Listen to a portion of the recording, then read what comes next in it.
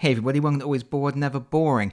Exciting update today because Games Workshop have just announced on their Warhammer community page 3 brand new boxed board games. And I wanted to do this video quickly to share this information with everybody, so I do apologise because it is at this exact moment that the neighbour has decided he doesn't like any of the walls in his house and wants to knock them all down simultaneously. So if you hear lots of banging and crashing going on in the background, I do apologise. Regardless, we will press on because there's some exciting stuff here and possibly some not so exciting stuff here.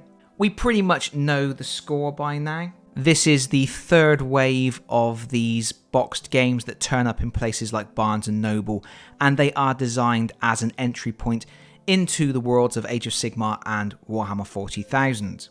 The series has been something of a mixed bag. It has given us games like Space Marine Adventures Rise of the Orcs and Space Marine Adventures Labyrinth of the Necrons, which are pretty good.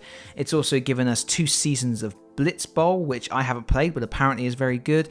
And it's given us Crypt Hunters, but it's also given us stuff like a apparently pretty poor Lord of the Rings game. But generally, these are games to be pretty excited about, as long as you were in one of the territories where they bother to release them. Here in the UK, it has always been very difficult to get hold of them. The only ones to be released here in the UK are the Labyrinth of the Necrons and Rise of the Orcs games from the Space Marine Adventures series. Fortunately, those are both pretty good games. Labyrinth of the Necrons in particular is exceptionally good. At the moment, Games Workshop haven't announced when or where these games are going to be available, but there are 3 new games, and if I was to guess, I would say that only one of them will probably turn up in the UK, and that is, in fact, a third entry into the Space Marine Adventures series. So what have we got? First of all, we have Warhammer Age of Sigmar Bladeborn. This is a 2-player skirmish game, ages 12 and up, plays in around 30 minutes. And if we look at the contents, what you're getting is a hex-based board, and you are getting 2 war bands which have previously been seen in the Underworlds game. Specifically the Godsworn Hunt and Kagra's Ravagers. And just based on the layout of the unit cards for this game, the design aesthetic, the hex-based board, the dice, everything like that, it looks like we're getting a combination of Underworlds and Warcry, kind of like an entry-level Warcry game with small Underworld-style warbands. Games Workshop, in their classic style of let's give away as little information as possible teasers, only says this about the game. Players will need to leverage the unique skills of their fighters to claim victory over their opponents, using all the models, dice and cards you can shake an especially pointy stick at. Thanks GW, that's incredibly illuminating. It goes on to say, best of all, if your friends love Bladeborn, it'll only be a short hop, skip and jump into the wonderful worlds of Warhammer Underworlds and Warcry, which again emphasises the possibility that this is our entry point into those 2 game systems and will in some way take elements from both. It looks very pretty, obviously the miniatures are very nice, we've seen them before in Underworld's warbands, but I don't really have a lot more to say about it at the moment. The second game is Warhammer 40,000 Fireteam. It's a 2-player skirmish game on a hex-based map, plays in about 30 to 45 minutes, ages 12 and up. They call it the game of tactical squad combat, and it is pitting a unit of Space Marines against a group of Necrons. It's clearly a small-scale squad-based skirmish game, plays on a small map. From the graphic design on the cards, the layout of the cards, the type of stats that we're getting on the cards, the use of small groups of miniatures, looks like it's kind of an entry-level kill team arena combat type thing. The miniatures look like they are from the recent Warhammer 40k starter set, so I don't think there's going to be anything particularly interesting there for miniatures collectors, but of course they are miniatures that are designed to get people playing these games and starting their collections, so obvious choice really, and a good choice. The Warhammer community page has this to say about the game. Featuring a head-on clash between the Space Marines and Necrons of the Indomitus Crusade, Fireteam is both a perfect first taste of the Warhammer 40,000 universe for newcomers and an exciting new spin on the classic Warhammer gameplay for veterans. And that's all they say. And I've got to say, just looking at the game laid out, it looks a bit... I mean, it's impossible to judge, obviously, from looking at the picture, but it just looks a bit boring. It may be an absolutely fascinating game. It may be really intricate, it may be densely packed with really fun, innovative ideas, but I think it's kind of just your stepping stone into Kill Team, and it looks a bit limited and a little bit dull, unfortunately. I'm usually wrong about everything. Anybody who watches my channel will know that I'm usually wrong. So let's cross fingers and hope that I'm wrong about that. Also, looking far more interesting, and the game that I am certainly most interested in, is Space Marine Adventures Doomsday Countdown. This is the third game in the Space Marine Adventures line, and once again, it is completely changing the type of game you're playing. The Space Marine Adventures tag, the Space Marine Adventures brand, doesn't mean all of the games are interchangeable. It doesn't mean you can take bits from one game and swap them into another.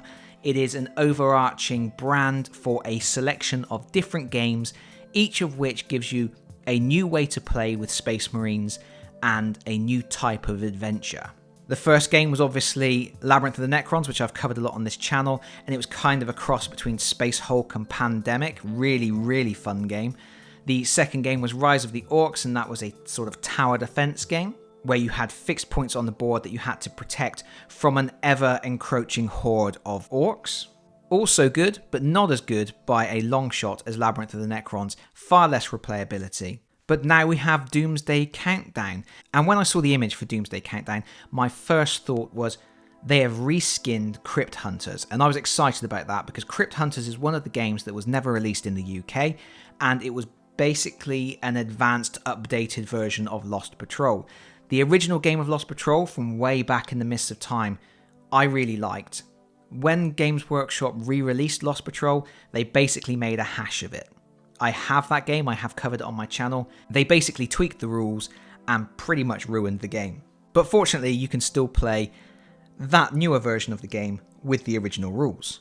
So when Crypt Hunters came out, which was an Age of Sigmar themed update of Lost Patrol, that was exciting, but I never got to play it because I'm here in the UK. Looking at this image here, I thought I'm finally going to get my chance. However, if we look a little closer at the box art for this game, it says it's a game that plays in 30 minutes and it is for 1 to 3 players playing cooperatively. Lost Patrol and Crypt Hunters were both 2-player games where one player had to play as the evil forces. This time out, we have a newer version, an updated, changed, transformed version of Lost Patrol, where everybody is playing as a Space Marine against the game. Looking at the contents of the game, it looks like we're going to have a similar sort of exploration format where you have hex tiles, you lay those hex tiles out, you are exploring a hive city in order to find a Doomsday device to switch it off. Unfortunately, the previous Space Marine Adventures games made use of the blind boxed miniatures ranges, and I was kind of hoping, although I guess I wasn't really expecting it, but I was kind of hoping that the third game in the series would make use of the blind boxed Plague Marines that were released. But this time out, we are not using miniatures from the blind box ranges. Instead, you are getting the 3-man sprue of easy build intercessors, which came out with the last edition of Warhammer 40k. They're not particularly exciting, they're readily available, but I guess they will do the job. You're going to have a 3-man squad of Marines, that's 3 players, going into this hive city. Slightly more interesting, particularly for Blackstone Fortress players, is the bad guys are the Chaos Cultists from the Escalation box set.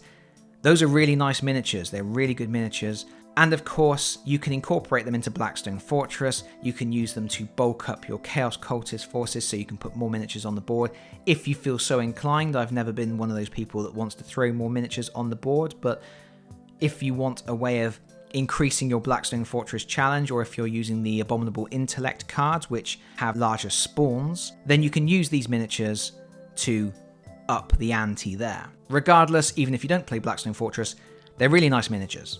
What that also means is this is the first of the Space Marine Adventures games where the bad guys are actually represented by miniatures. In Labyrinth of the Necrons, they were tokens. In Rise of the Orcs, they were tokens. This time, we actually have plastic miniatures. I will just quickly read what they've stated on the Warhammer community page. Again, it is not a lot. It says fans of Space Marine adventures and new players alike can look forward to a fresh entry into the cooperative board game series, as 3 embattled Space Marines face off against a hive city swarming with Chaos Cultists to deactivate a cataclysmic weapon and perhaps even escape with their lives. Space Marine Adventures is a fantastic way to get younger players started on their own forays into the 41st millennium. The game contains 10 push-fit Citadel miniatures and easy-to-learn rules to ensure that even novice players will be up and running within minutes. With games taking only 30 to 45 minutes to play, you can squeeze one in while you're waiting for that Nuln oil to dry. And there we go, that's it really. As with Crypt Hunters, it looks like the Space Marines have got some special abilities. There are special ability cards. The enemies, the Chaos Cultists, have different stats, different abilities themselves. There's a commander, there's a normal minion, there are specialists with different weapons, there's a heavy weapon unit. And I think this could be interesting. Lost Patrol is a game that has a little place in my heart. Crypt Hunters was a game I wanted to try. And while it looks like this game is drawing on those previous games, it is of course being converted into a co-op game. That's interesting to me. I do love a good co-op game. I love to be able to set up a quick game and play it solo as well.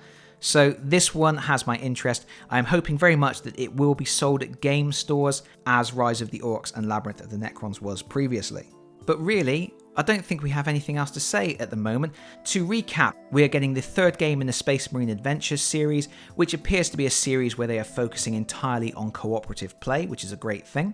We are getting Bladeborn, which appears to be some kind of Underworlds and Warcry hybrid with a simple, easy access point for either of those games. And then we have Warhammer 40,000 Fireteam, which is probably some kind of simplified kill team entry point.